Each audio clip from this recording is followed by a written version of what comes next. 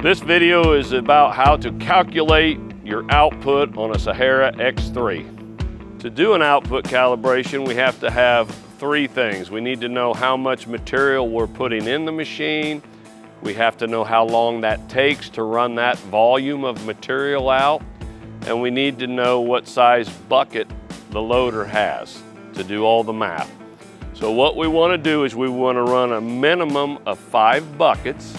And again, if you have a 5-yard bucket or a 10-yard bucket, you need to know that. We set the machine up, we prime it, we run it in manual mode, and then we switch to auto and let it go to auto stop. When it gets to auto stop point, you want to climb up on the machine and verify what the machine hopper looks like. How full is it at that auto stop? Then you begin loading the machine. You take your 5 yards, you put the first bucket in. As soon as the mixer starts, you start your timer. You continuously run it with 5 buckets, 10 buckets, whatever you want to do. And then when you put your last bucket in, you let it go down and auto stop. And then that's when you click your watch and you get your time.